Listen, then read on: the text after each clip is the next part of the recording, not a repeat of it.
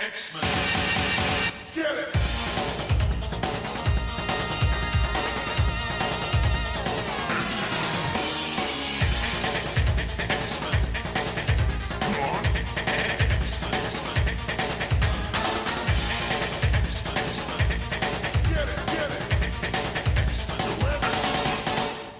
Hey everyone, and welcome to another exciting episode of Battle of the Atom. This is your weekly X-Men podcast where we rank every story from A to Z. Moo. Adam, what the heck was that? Why did you moo like a bovine? Because this whole episode's about X-Cow, isn't it? Aren't we doing our X-Cow episode this week? Dude, I wish we were doing an entire episode about X-Cow, who does live on Krakoa now. So many animal people, mutants, live on Krakoa now. There's like a hippo guy and like a There's Penguin Girl. Baby penguin girl, right? Like there's little penguins. She's just man. Heather Antos, but I like her still. It's not that I don't like Heather Antos. I have no feelings towards Heather Antos. She seems nice. I don't know her. That's got to be a nod, though, right? I mean, like, can't. Yes. There's a pink-haired penguin girl. Yep.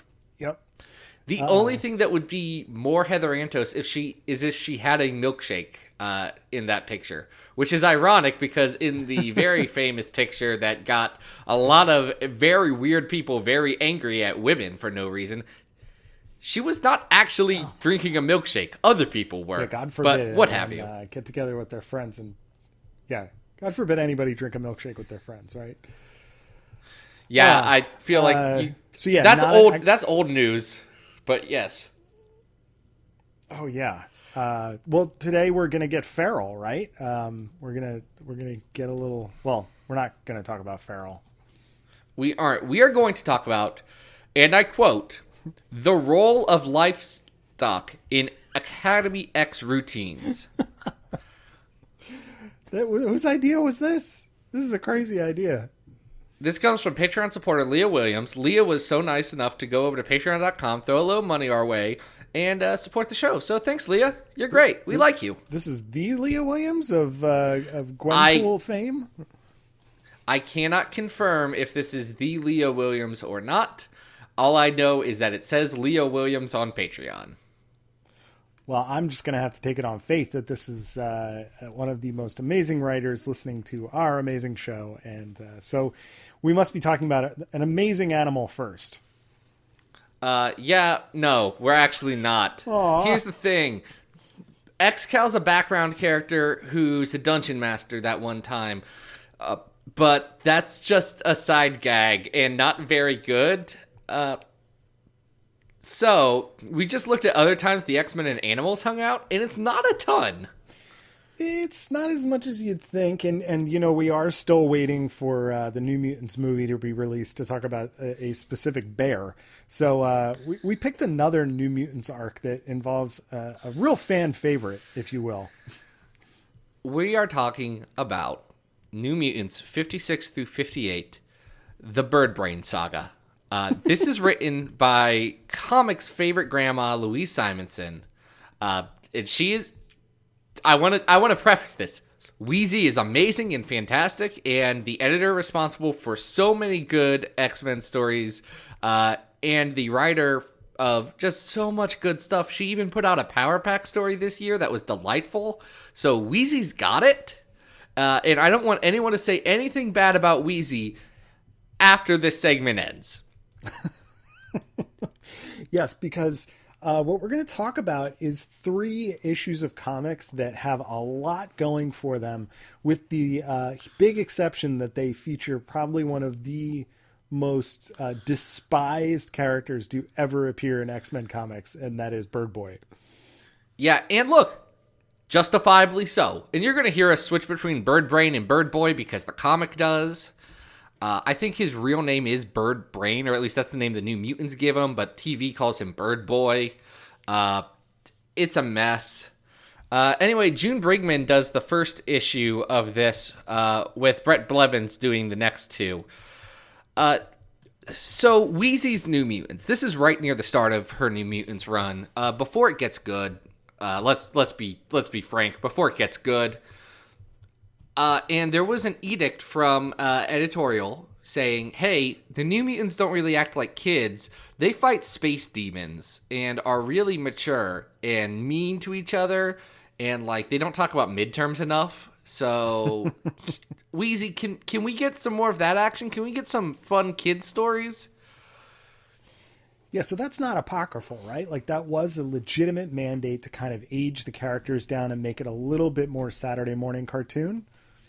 Yeah, they wanted this to be the light and heavy book, or the light book compared to the other New Mutant stuff where it's a bit much.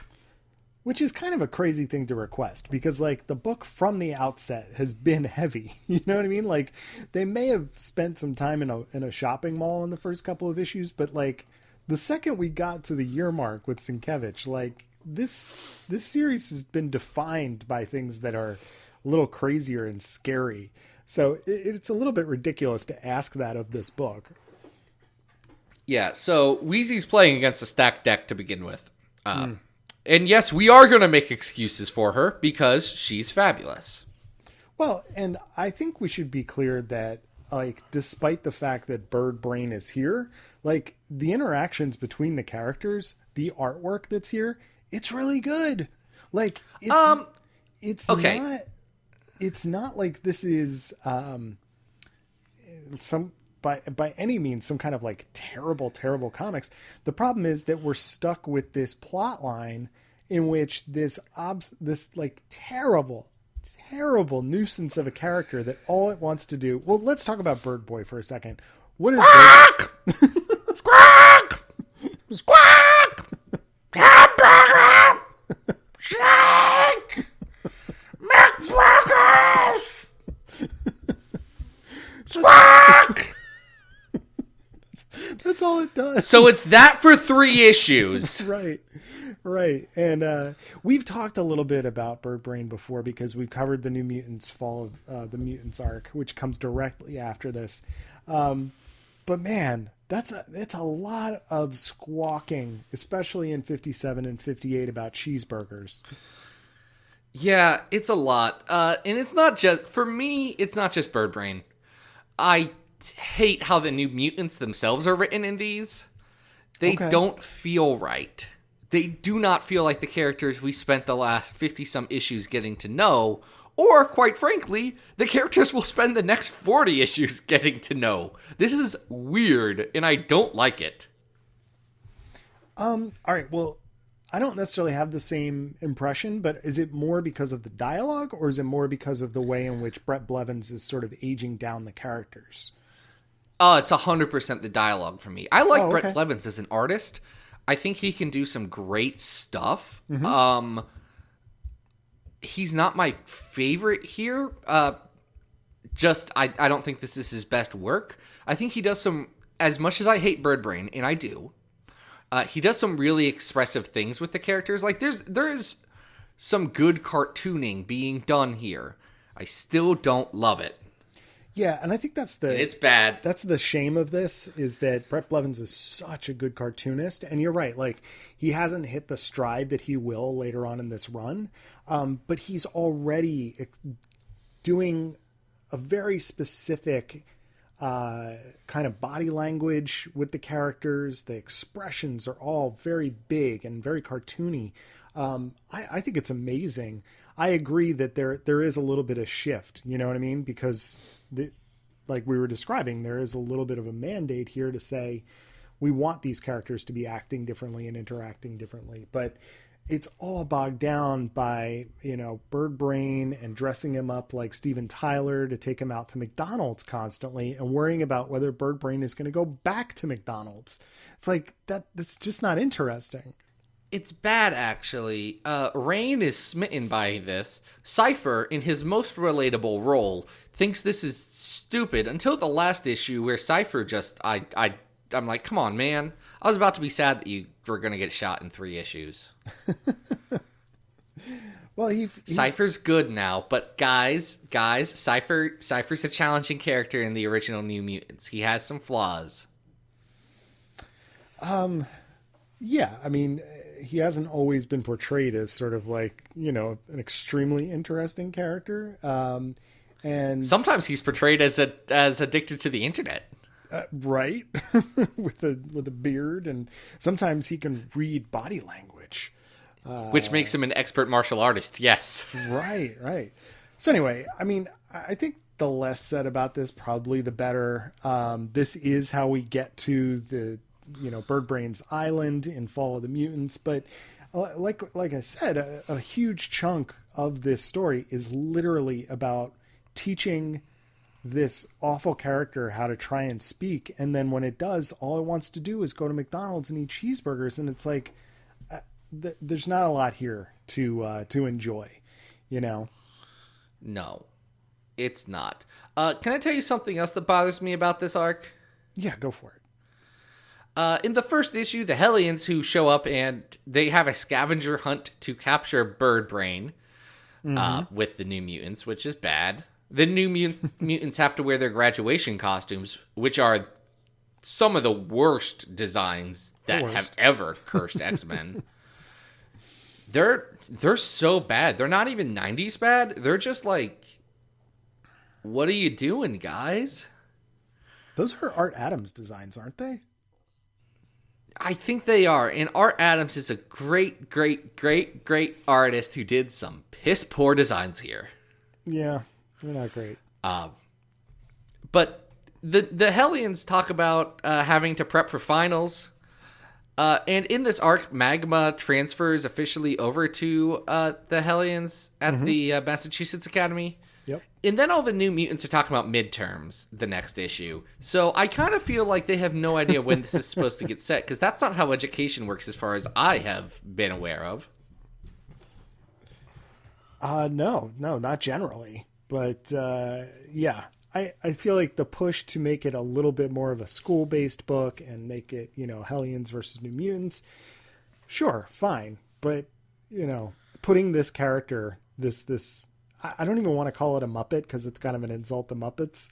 It's just it's a weird chicken person. Putting this thing in this arc doesn't do any favors for anybody. It's so bad. I hate him so much. Birdbrain may be my least favorite X-Men character. It's unfortunate. But, I think it's him. Yeah. I mean, it's kind of hard to be worse than Birdbrain. I know Gossamer has her detractors, but... Gossamer's bad, but I think when I was ranking characters, my bottom characters were Slipstream and Lifeguard, and I like them better than Birdbrain. That's not even that's a no-brainer for me. It's like, oh yeah, they're better than Birdbrain. What am I talking about? Well, I mean, the good thing is that Birdbrain, I don't think, is technically a mutant, so he's more of a, an abomination. He's an of science. He's our shame. He is. He's our. What does the Marvel Wikia say? The Marvel Wikia calls him a genetic construct, a human-bird hybrid. Okay. So he's like the Falcon if the Falcon was bad. Well, he's not showing up on Krakoa anytime soon, so we could be thankful for that. And you know what? Good. He can live on the Animator's Island, where he lived for a while. Mm-hmm. Wait, what the... He showed up in Nova? When? In the 90s. Boy. That might be worth checking out just to Birdbrain... look at. Does he order cheeseburgers? Birdbrain is in... He's in multiple issues, non-consecutive issues. Wow. I wonder if he got any better. Probably not. I'm going to bet no. No, I'm going to think he sucks. Nothing's made me want to read a comic less than saying, hey, mid-90s Nova has Birdbrain in it. Yeah. I'm not a big Nova fan, but put Birdbrain in it. Do you know who wrote it? Can I guess? You won't even be shocked when I tell you who wrote it. It's Fabian. It's Fabian. Yeah, of course it is. It's Daddy Fabes. Friend of the show, Fabian Nicieza, did write that. And Fabian, I'm reading your current Gambit run right now. as you're listening, I'm sure you are. And you've written a bunch of comics I really like. I don't like your Gambit. I'm sorry, bud. Not my fave. I would like to go on the record and say that I have not read that run, but I am assuming that out of that run is where that mysterious hidden Gambit novel is still hiding somewhere in your database. So we'd still like to see that, please. Yes, I don't care how much I don't like that comic run that I'm suffering through. Would like to read your novel, Fabian. Yes, please, thank you. Because we read a lot. In fact, Adam, do you know how many stories we have read? Oh my goodness, at this point, wow, we're almost up to 300. There's 291 stories on the list. Wait, are we going to hit? No. We're only right. We got 3 episodes to go. Yeah, but next episode we're not going to rank stories. Spoiler alert. Okay. Well, we're going to get there soon. We're almost to 300. We're on the road to 300. Starting with number 1, Uncanny X-Men 129 to 137, The Dark Phoenix Saga. Jumping down to 50 is the Jeff Johns Morlock miniseries. 100 is What If Phoenix, number 32 and 33. 150 is Uncanny X-Men 15.INH, Girls Night Out. 200 is Cable and Deadpool, The Burnt Offering. That's 7 through 10 by Daddy Fabes. 250 is The Fall of the Mutants, The New Mutants. And then 291 is The Draco, and it's bad. Is this better or worse than The New Mutants, Fall of the Mutants? Is it better than worse than Fall of the Mutants? I think it's worse. Yeah, it is. Here's the thing. I'm looking down. You know what? 271, where we have Wolverine 98 to 100, Furnace of His Mind, Anvil of His Heart. Yeah, I think that was better. I think that was better than this too. Is it better than Eve of Destruction? That's at 281. The art is better, but Eve of Destruction does not have. Well, okay, hold on a sec.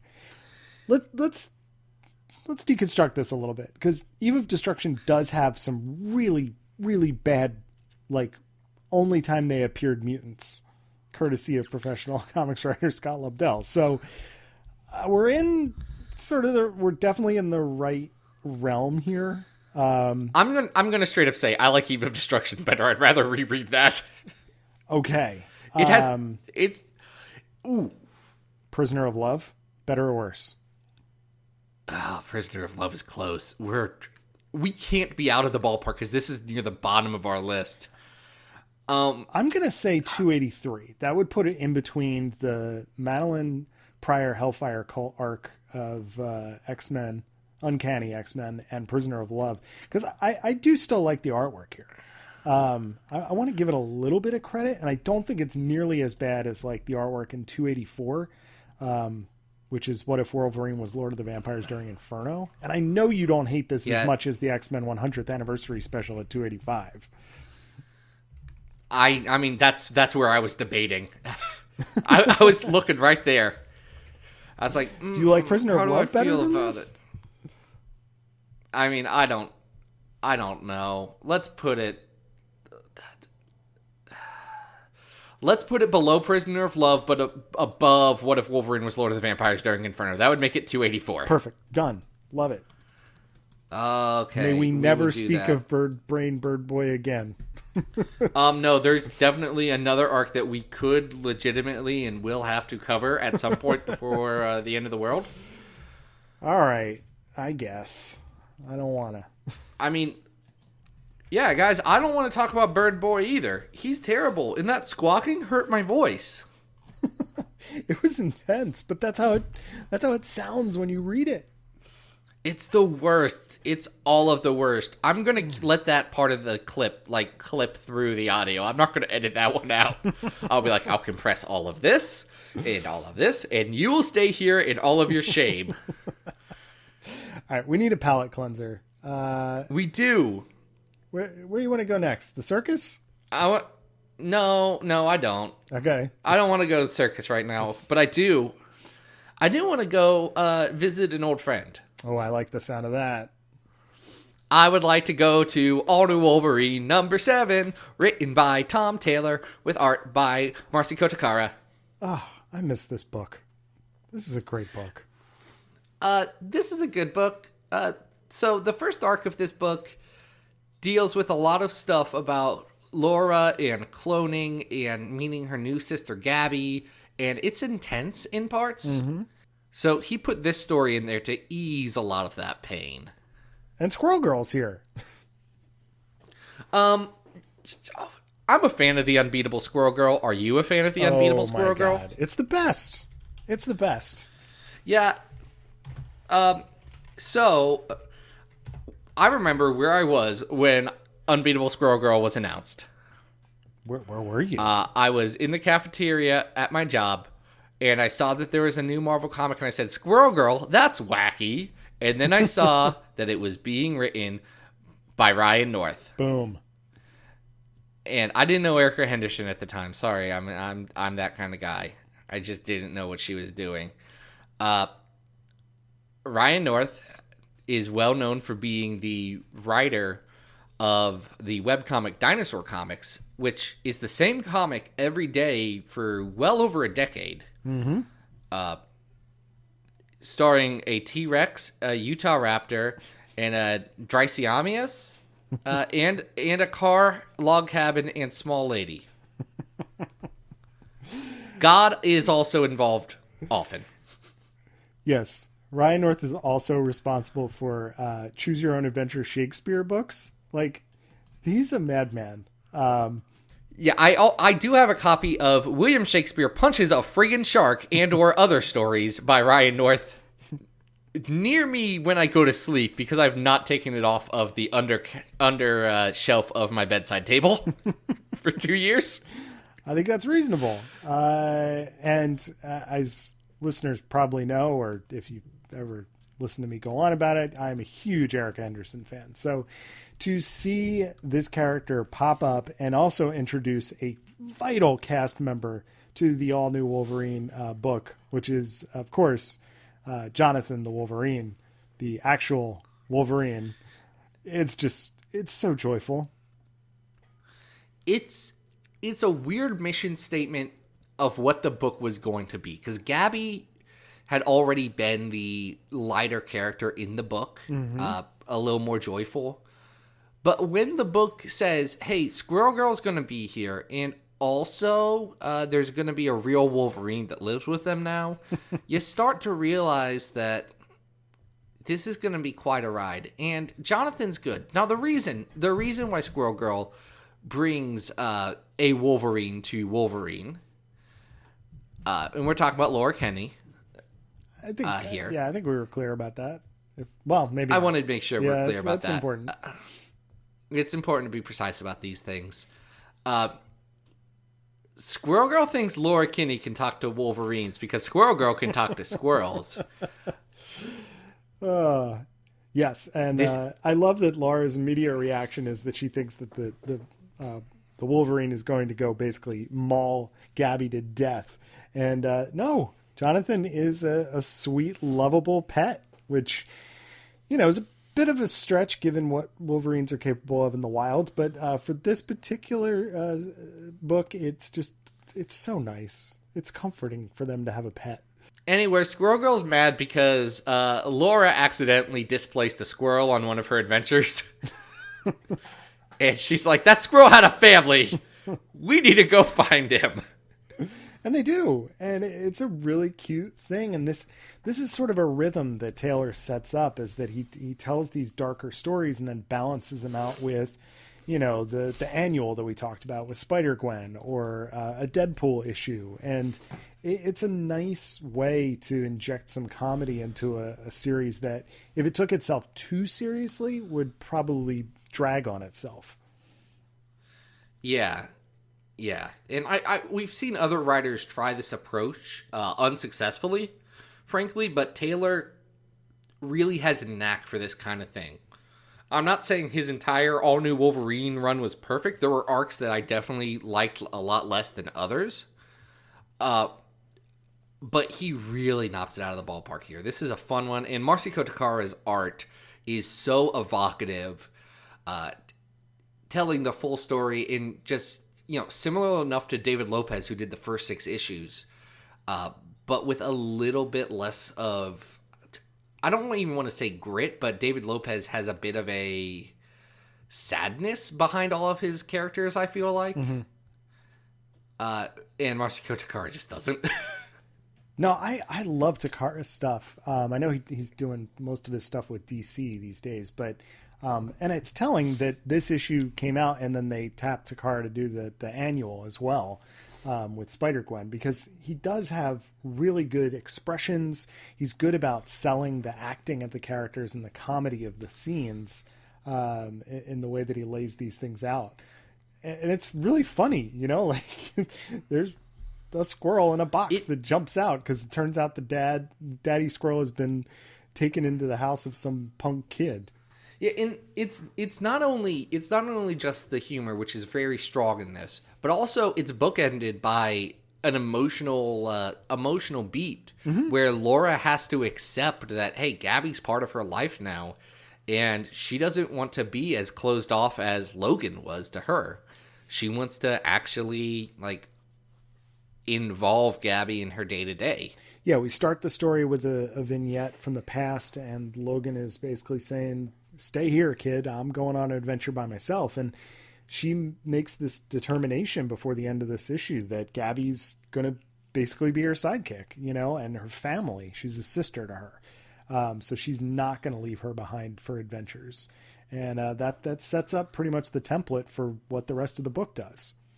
Yeah, it works super well. Mm-hmm. I like this issue. It's not my favorite issue of All New Wolverine, but it's pretty darn good. Yeah, the book has an extremely strong start and it has an extremely good finish. If you've never read the last arc of All New Wolverine, I'm sure we'll cover that at some point. But there are some places in the middle that kind of aren't as perfect, but I still really like the book and long for it occasionally because I just liked having Laura as Wolverine. It was great. It was great, and Laura's still a great character. She's going to be showing up in Fallen Angels soon, and I'm very excited about that because Brian Edward Hill seems like he's got the right idea for all this. And Simon Kazerski's art looks real moody, and I'm excited for it. Yes. But that's not where we're at now. All right, so on our list, we have that all-new Wolverine annual #1, which is the body swap with Spider-Gwen at 101. Do you like this better or worse than that? I like this better than that, but not a ton better than that. All right. I'm looking up, and at 92, we have Astonishing Spider-Man and Wolverine, which I think is better than this one-shot. Yeah. I would agree with Which, that. by the way, guys, we're in the good section of the list. All of these stories are, you should probably read them.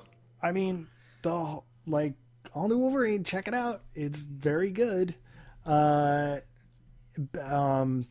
mean, what do you think? I like this. I don't know if I would put it above the 4th issue of Generation X, the Christmas story. I know I would put it above House of M at number 96. Yep. So I think right between those two is the perfect spot. Great. So it's our new 96? It is our new 96. This is All New Wolverine number 7. Nice. All right, can we go to the circus now? Yeah, we can go to the circus, Adam.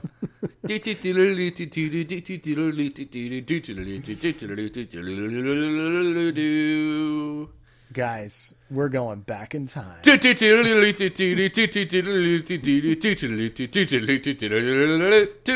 this an X-Men alert? No, that's me. As we're recording this, it's still before Halloween, and I'm just thinking about the Homestar Runner cartoon from 2003, The House That Gave Sucky Treats, which was a choose-your-own-adventure Homestar Runner cartoon. And one of the things you could give Homestar, who was dressed as the Great American Hero, was a circus peanut, and then he would sing that melody, and then you'd close the door, and it would knock again, and you go, and you'd open it up, and he would be still singing the song. Do you ever long for the days of Flash cartoons? Sometimes. I miss it so much. Yeah. I'm really glad that the Homestar Runner Bros, the Bros chaps, are doing successful now. They seem like they got real adult jobs and not making internet cartoons. Hey, they did just put out that Trogdor board game, so...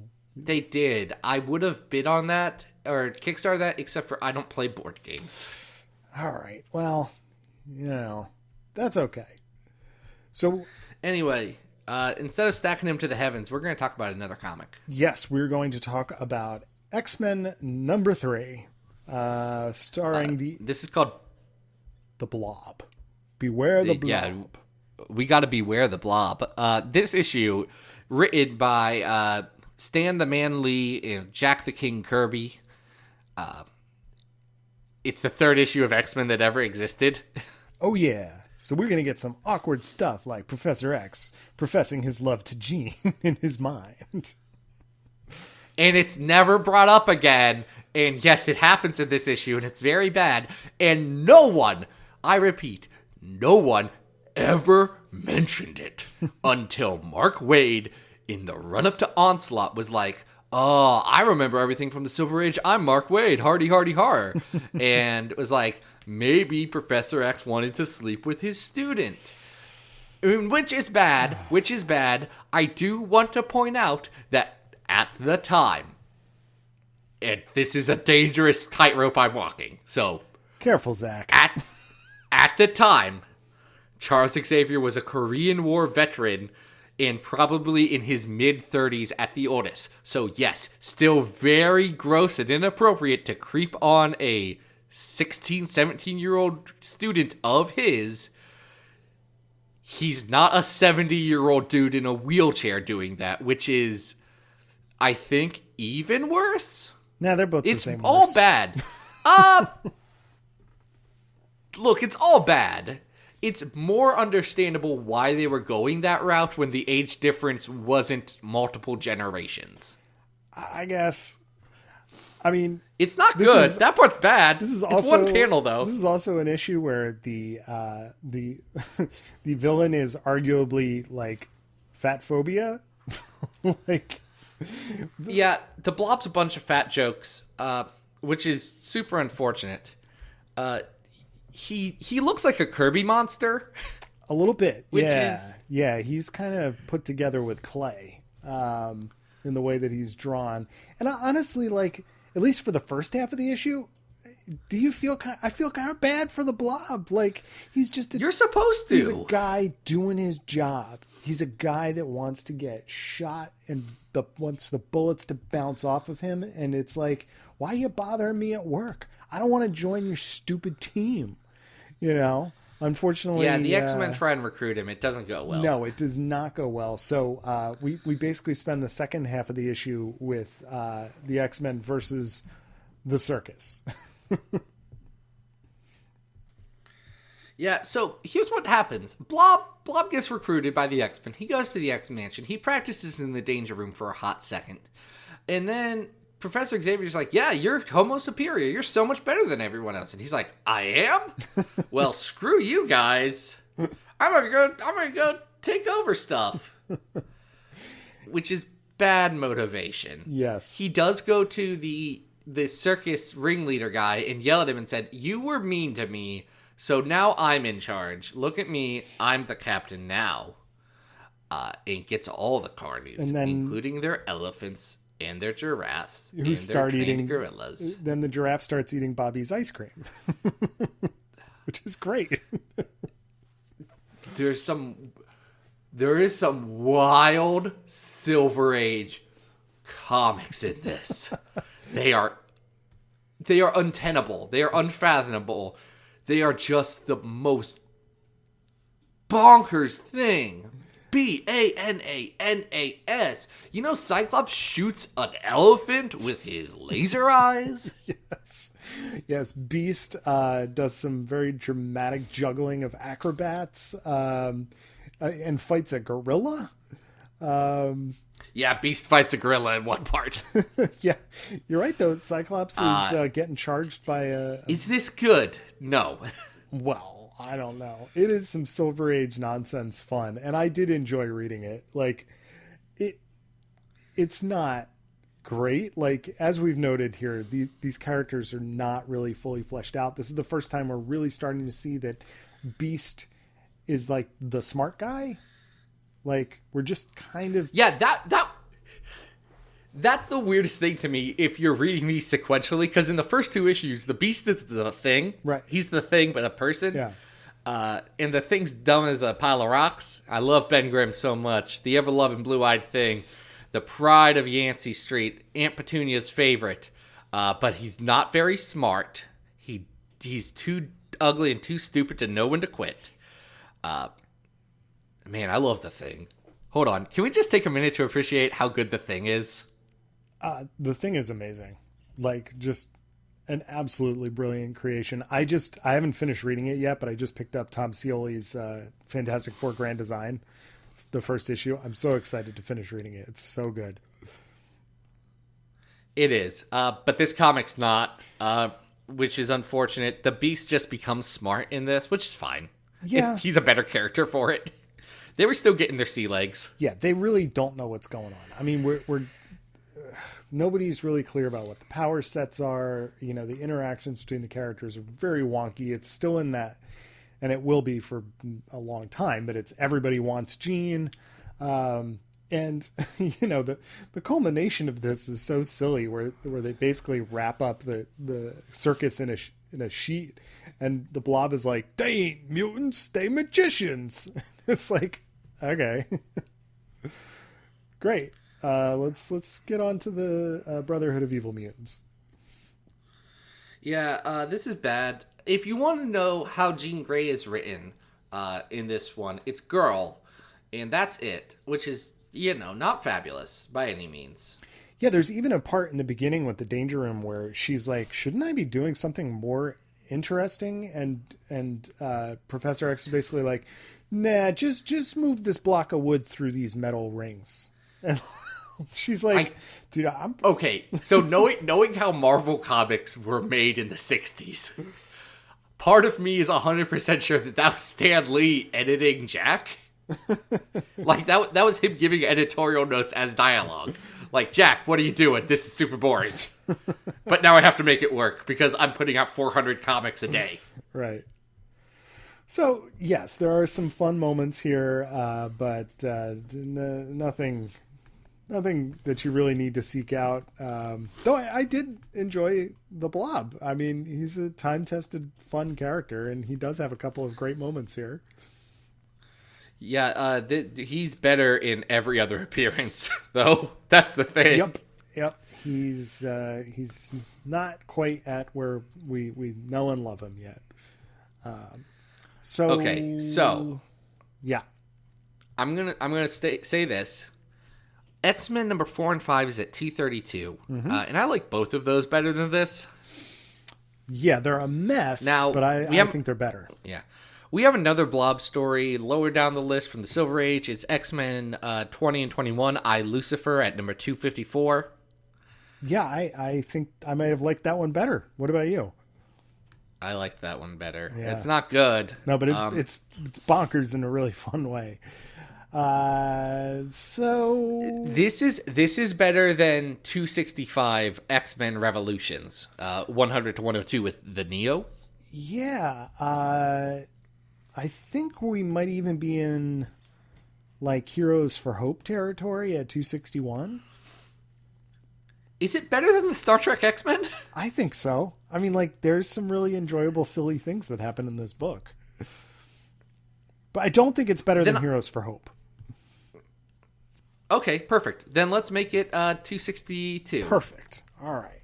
Right above Star Trek X-Men is Beware the Blob. Blob. Beware.